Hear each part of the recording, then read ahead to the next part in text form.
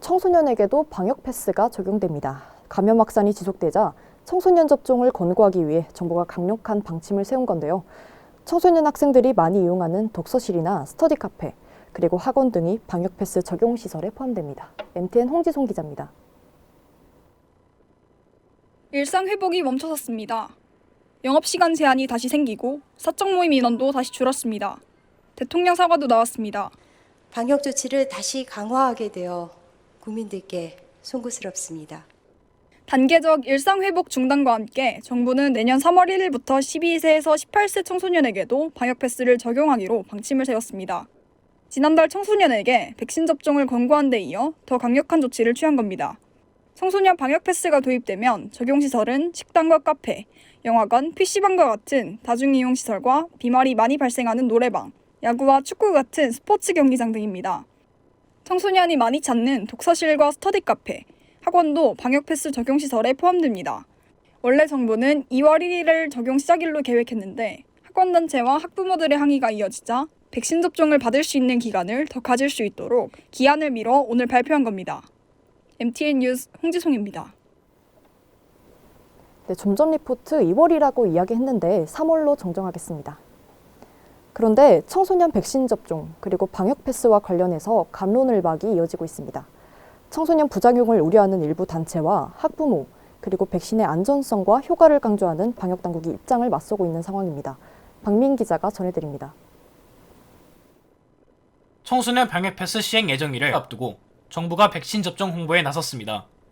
교육부는 청소년과 학부모, 전문가 등이 참여한 가운데 청소년 백신 접종 관련 온라인 포럼을 열었습니다. 원칙을 훼손하지 않으면서 현장의 불안과 불편을 개선할 수 있는 부분에 대해서는 적극적으로 개선점을 찾고 이 자리에서 청소년들과 학부모들의 우려 섞인 질의가 이어졌습니다. 18세 이하는 자유롭게 선택권을 주는 듯 했으나 불과 2달이 안 되어서 갑자기 청소년도 백신 방역 패스 적용 대상이 된다는 것이 너무 이해가 되지 않습니다. 이상 반응에 대한 안내가 부족해 제대로 대처할 수가 없다는 지적도 나왔습니다. 얼마 전에 두 아이 다 2차 접종까지 완료를 했는데 저희 아이와 같은 증상이 있는 아이들한테는 좀 조치가 필요하지 않을까 또는 안내가 좀 필요하지 않을까. 형식적인 문자 이외에는 실질적인 안내가 없다 보니까 교육부는 지난주 목요일에도 백신 접종 관련 온라인 간담회를 열었는데 이 자리에서도 걱정 어린 질문이 계속됐습니다. 성장기에 있는 청소년에 대한 임상 사례가 부족하다고 생각되는데 정부에서 안전하다고 생각하는 이유는 무엇인가요? 이렇다 보니 아예 청소년 백신 접종 반대로 이어지기도 합니다. 백신 접종과 방역 패스에 반대하는 시민들은 이처럼 반대 집회를 열고 있습니다. 백신에 대한 불안감이 여전한 데다가 정부가 부작용에 대해 책임지지 않고 있다며 접종을 계속 권고하는 정부 정책을 믿을 수 없다는 주장입니다. 지금 현재까지 고등학교 3학년 학생들이 지금 3명이 사망을 했고요. 이 부작용이랑 사망자가 많은 이 백신을 아이들한테는 절대 맞추면 안 된다.